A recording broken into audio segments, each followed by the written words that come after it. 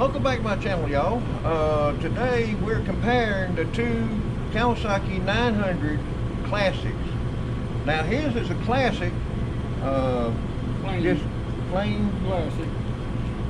VULCAN 900 classic, where mine is a VULCAN 900 classic LT. Now the only difference is the LT. Anyway, we was comparing the cubic inches, the transmission, the compression ratio. Everything is the same, but there is one difference, and I think this is where his bike is losing power, where mine is still still getting power. And two, I have modified my exhaust. His exhaust is straight factory. I have removed my restrictor plates. His restrictor plates is still in. But there was another thing that this is the most important that I feel like is the the ignition timing. It's all computer controlled electronically. My timing at 1,000 RPMs is 0. In other words, it fires at top dead center, where his Fires at 3. Speak a little bit louder. Mine fires at 3 degrees before top dead center at 1,000 RPM. In other words, he is firing 3 degrees sooner than what mine is. But now here is the big difference of the timing of mine versus his. Even though he has more timing at 1,000 than I do, but now at now this is the total difference right here. All right, my bike, it is at 53 degrees before top dead center at 5,800, where his is At 39 degrees before top dead center at 5,400. okay. That's a difference of, let's see, what was 39 be 40, be something like a roughly around, I'm gonna say 13, maybe 14 degrees before top dead center. Now the people that knows or understands the ignition timing and before top dead center, it gives that motor a little extra time to build up more horsepower. And two, mine goes at 5,800, where his goes to 5,400. 5,400. All right, that's another difference right there. In other words, I'm thinking that the restrictor plates operated on mine at around 5,800, where on his, I'm guessing at this, y'all, it's at 5,400 is when his starts. Shuts it down. Right. It shuts it off. Yeah, and restricts the RPMs. Yeah. And there's another thing too. Let's see, you know where that about the fuel? Yeah. So when you get, yours is running 90 octane and mine's running 87 octane. Yeah, let's see. 38. Page. Yeah, 36. Y'all give us just a minute here, y'all. Okay, I found mine. Right there, yours, right there. Yeah, mine's 80. Okay, mine says the fuel requirement. Use clean, fresh, unleaded gasoline with a minimum anti-knock index of 90. So it says right here on it, it shows a number of 91 on this page, where his So it's 87 octane. Mine has an anti-knock index of 87, which is regular gas, and it also says that I can use up to 10% ethanol mixed in it. But yeah, see, that's the, some of the differences right there. Yeah. And see, mine having more timing is going to need that higher octane, which gives it more horsepower. Well, it won't be a whole lot, but You know, It's you're looking at, noticeable enough that you can, Yeah. you can tell in that video whenever I couldn't catch up with you until you let off of it, and finally I could pass you. yeah, that's when we turned on 231, like 231. when we was heading toward the river. Yeah, his was out. He accelerated that one quite a bit from Yep. And too, another thing too, we fixing to do here in just a little bit, and I'm gonna show it on camera. What we're gonna do, we're gonna change everything around here. We're gonna set his bike up. We're gonna pull the air filter cover off to look at his air filter, see if it is blocked some. And then I'm gonna take a look at them restrictor plates. I don't know for sure right now at the moment, but we might end up removing his, and if we do, I will film that also. Yeah, we'll take it off and film it and make a video of what it's doing, the difference. Yeah, and see if he can tell a difference in the way it rides. Okay, folks. Well, we'll be right back in just a minute. But we just run across that, and it was like, okay, I was wondering what was the differences between the bikes, because everything else is identical. The transmission ratio, like I said, the transmission ratio the same, the weight's the same, everything is the same, except for the timing. That plays a major role. Now, another thing that I was thinking about that we was talking about earlier was I was wondering if he could get a computer without having to get it flashed. You know, had to send that off, get it flashing off, keep the original computer, but also get a computer like out of something like a 07 model. Plug it in and see if that makes a difference, because the timing and all is going to be programmed in that computer. And that way he don't have to wait for his to come back, and it might be something that he don't like.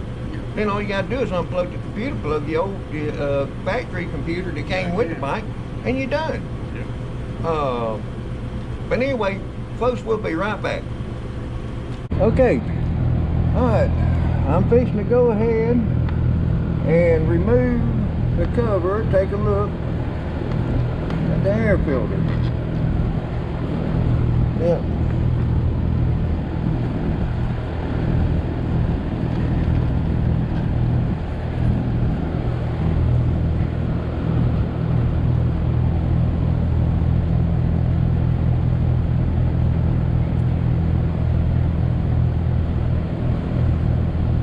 You got oil in there. That's what I'm figuring. That's what I said. If it's got oil in that filter, that explains Yeah, why I just got some oil off of his screws that's in here. Let's see let's see what's going on in here.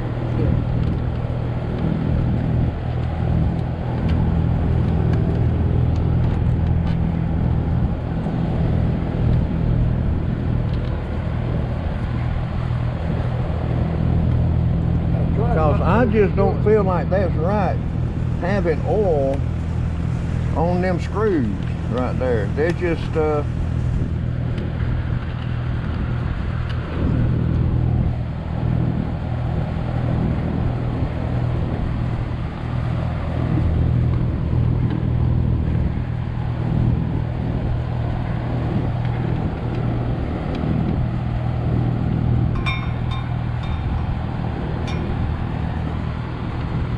also that seal right there is broke. Alright, you got some oil down at the bottom of that. It definitely got oil. Now, let's see. the filter may be plugged with the oil.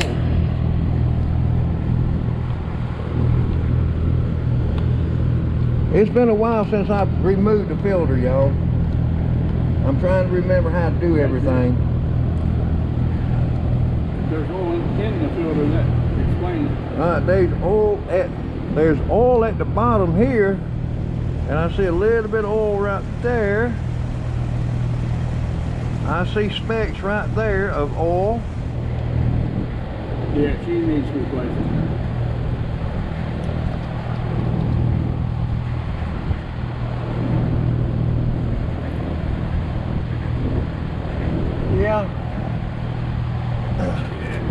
It's time for a filter.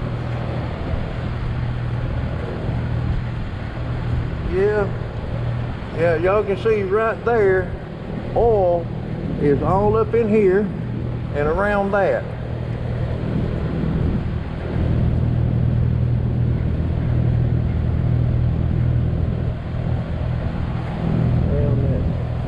Okay, well, I'm gonna let him take a look at the filter, see what he thinks. Okay. Folks, I'll be right back. I'm gonna say I'm on. Them are. Yep.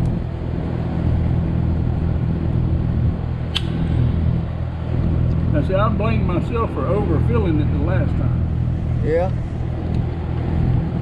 but I haven't overfilled it since then. Since I, did the filter. I bet you that whole piece is gonna have to come off before I can get in there too. The butterfly. Yeah. Yeah, I'm just trying to think. Yeah, I'll have to remove that hose, and there's some vent hose right there. Yeah. That's gonna have to be removed. But anyway, what I was wanting to do was look at and see how, yeah, that's, all that is going to be made together. Like I said, it's been a while since I, have done.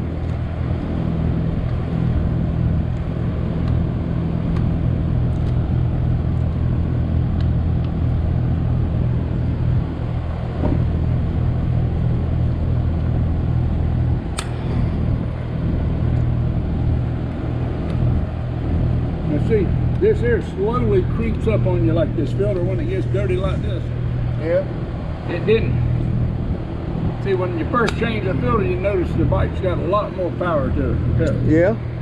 And then it slowly drags down weaker and weaker. It don't just do it real sudden, You just, over time, you just lose power and don't notice it. Till one day, you give it gas and it don't have as much get up.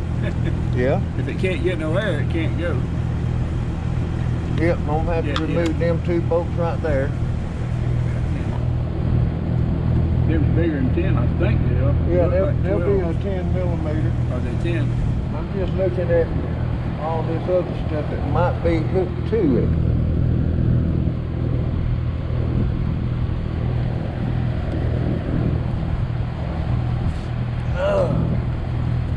Filter was coated with oil.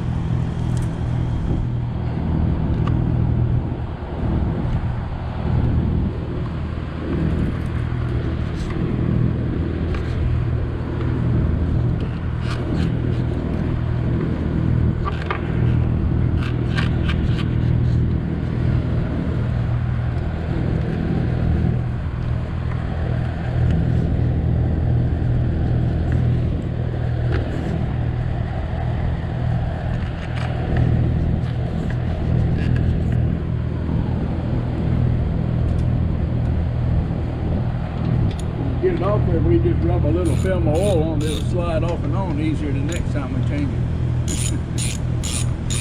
Yeah. I think that old rubber is done dry. It's been on there since 20. What I'm gonna hopefully do is just angle it down. Yeah, well we can see the butterflies. Yeah. Restrictor plates, yeah. Yep. I remember watching the video yours here about a week ago. I was watching it and seen it. Yeah. I watched it about a week ago, I think, or two. Maybe in a couple of weeks.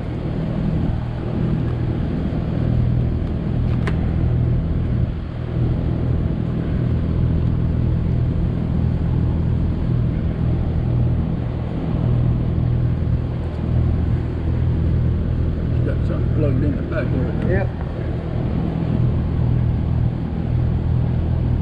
What is it?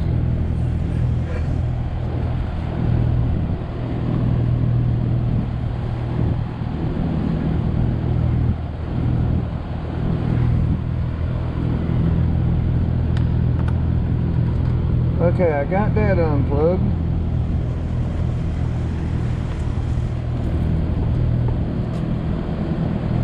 Yeah, there's a, let's see, there's your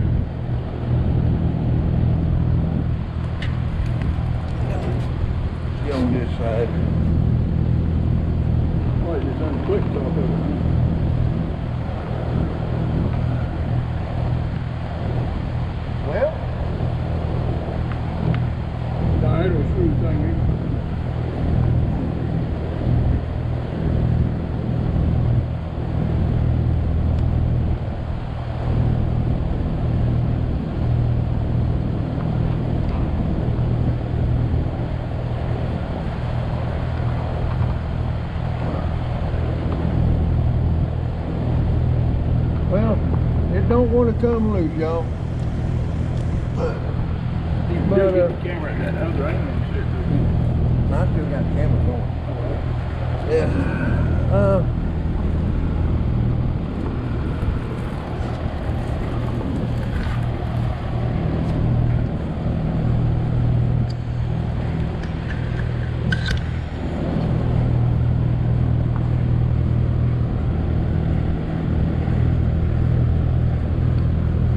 What it is that idle has got it stuck. Okay. Yeah. You got it. Now,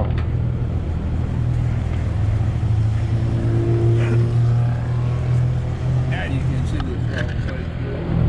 yeah, now, what I need to do, Phillips screw right there.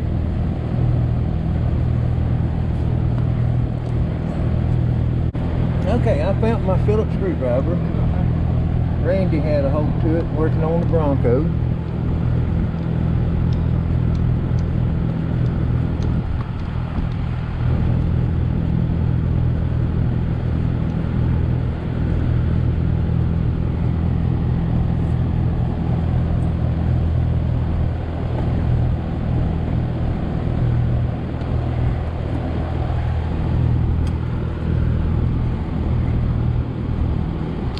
Okay, I'm gonna plug that back in, and the reason why I plug that back in is to keep the FI light coming on.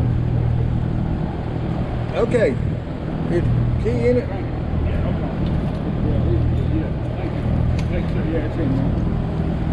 Okay. All right, now you just look and you see them flaps is open.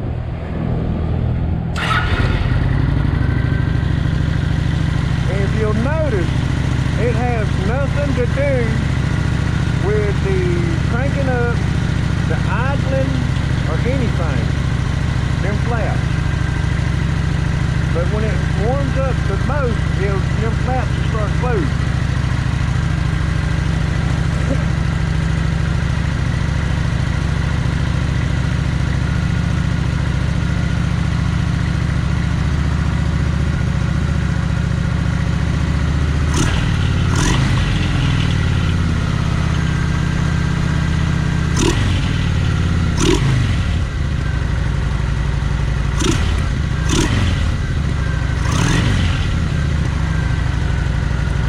Another thing that I have noticed about these flaps versus the flaps that was in that the 07 model, these are at an angle.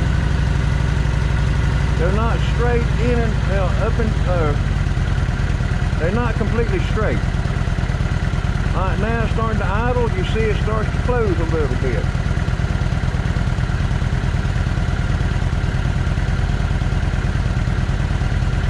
See how they slowly closing right here?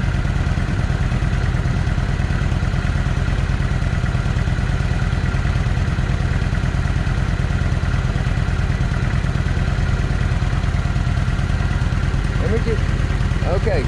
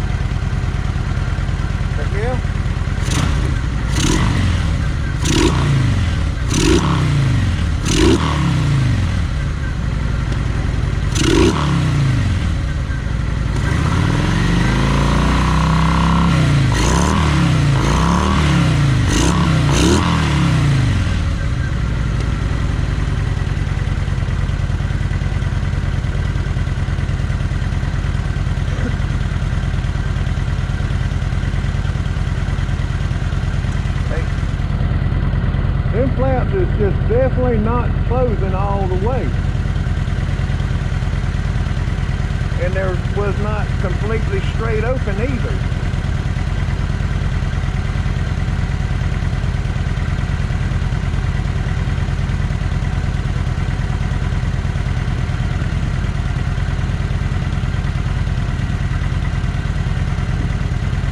But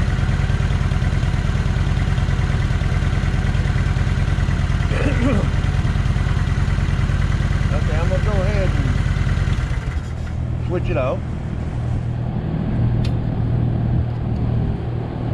Alright, now that was wide open. Now see how they just fall back down? Let's see, switch it off.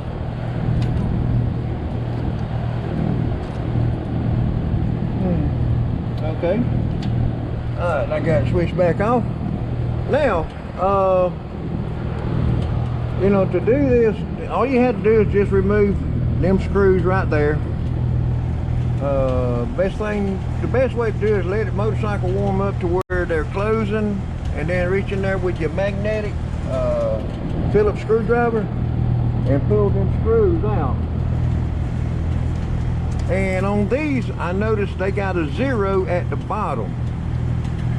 Let me crank it back up that way I can point that out.